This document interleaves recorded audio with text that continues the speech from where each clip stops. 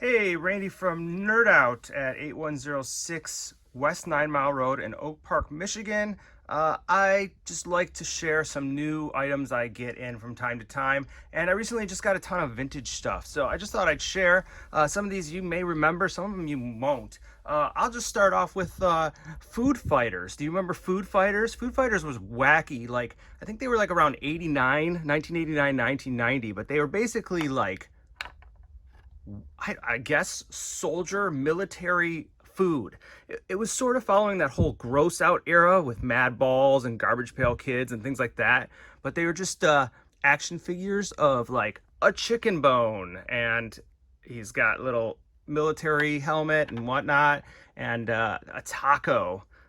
These are just really unique toys. They didn't do very well on the toy store shelves back in the 80s, you can kind of imagine, but today they're super popular. People remember them and they're unique, and you probably won't see anything like these again. But I got a big collection of these at the shop, and I really do like them.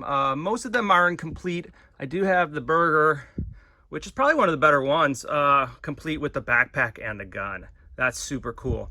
Again, Food Fighters. They were made by Mattel in the, I'm going to say, the late 80s, early 90s. Another late 80s, early 90s toy line that was unusual is Barnyard Commandos. So Barnyard Commandos, another weird one.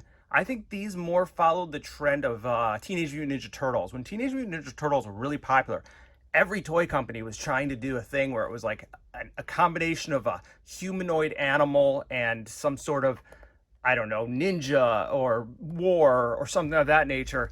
And Barnyard Commandos are a weird one. These are actually still very relatively inexpensive. I don't know, maybe $35, $40. There's a handful of second series ones that are really rare and can get pretty expensive, but for the most part, they're really affordable. However, the Megalopolis has a new toy company, and they're making new Barnyard Commando action figures. And if those are a success, they will certainly increase the desirability of these. But I got this this Barnyard Commando, and gosh, I don't even know his name. What's this guy's name? Sergeant Sweet Shoat. All right, these are pretty cool. I mean, they just look cool as far as like the whole concept is just ridiculous. Also, I got a classic here. If you grew up in the 80s, you know what this is. This is the M.A.S.K Thunderhawk.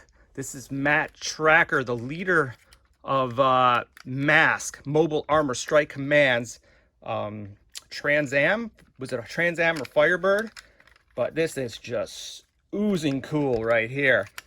And as you know with M.A.S.K, they pretty much transform from vehicle to vehicle. Push the button, this wing is kind of sticking, and then the wings open, and then push the button, the back bumper, this one's kind of sticking too. Of course it's not going to cooperate, but I had it working great when I wasn't doing this on camera. Oh well, you get the point.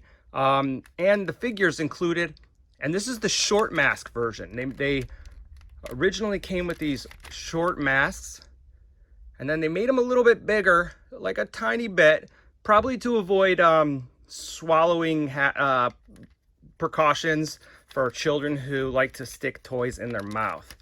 But the small masks are slightly more rare and probably more desirable. But this is Matt Tracker. I mean, my favorite one was Raven, which is the black Corvette. It turned into like a boat, but I always pretended it was like a jet, just like this. But this is one of the most iconic ones. And the only thing is, it is missing the bombs, which are really hard to find. But overall, the chrome is nice. The action works really well. The bumper did work well, but I'm having a little bit of a trouble. Oh no, there it goes. But it's in really nice. So I just got that in, and this is iconic piece. Another iconic pieces are the Ljn WWF wrestlers. We got Hillbilly Jim and Brutus the Barber Beefcake. They are not in the greatest shape because these were really played with. These toys, I mean, if you were a kid, you would you would bash these. That's what the purpose of them was. You just bash them, and they're awesome. And it's really hard to find them in really good condition. With that said, anytime I get a chance to pick up some of these, I do, because they're great, they're fun, and they're desirable. Collectors love them, and why wouldn't you? So I got a couple of those.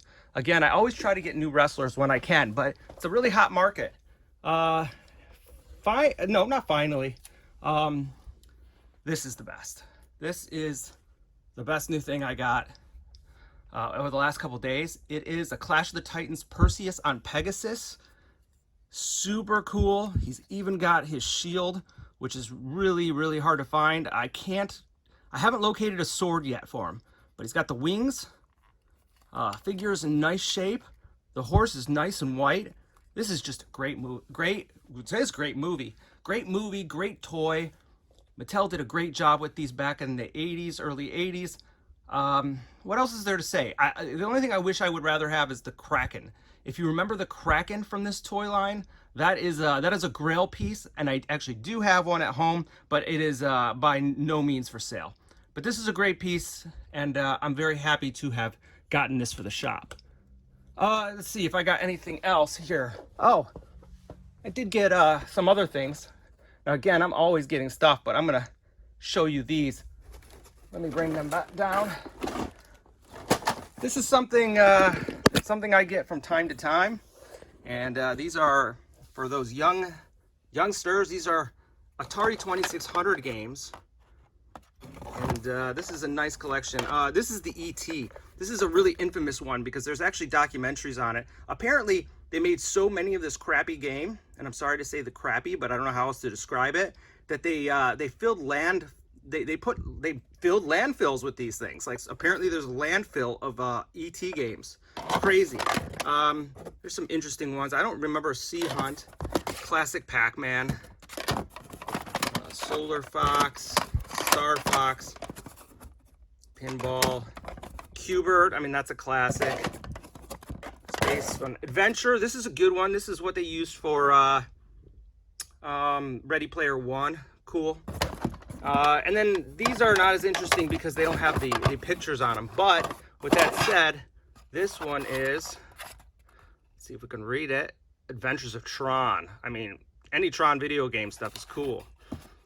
In addition, I got a couple box complete ones. They're not sealed, but man, these boxes are so great. Joust. Kangaroo. This looks fun. I don't even remember it, but it looks super fun. And Gravatar.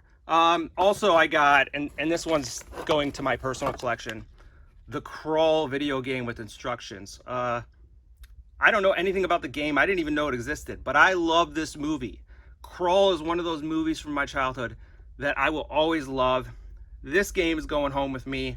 It probably doesn't have a whole lot of value anyway, but I'm very excited to have this. So this just covers a few things I've gotten in the last couple days, and this doesn't even, this is just stuff I thought I would share with you guys. I mean, I get so much stuff all the time. Oh, and this cool King Kong from McFarlane Toys, really cool toy. And yeah, actually, I just got the NECA ones in too. So if you prefer a new King Kong, this is the new NECA one. It's pretty fantastic. I like the different heads. I like the old school head. It's super cool. But I just got these in amongst other things. Again, Nerd Out is 8106 West 9 Mile Road in Oak Park, Michigan. I'm always getting new things, putting new things out. Buy, sell, trade. This is my passion. It's my hobby. And I want to share it with everybody and see your collections and add to your collections. So check us out at Nerd Out. Thanks a lot.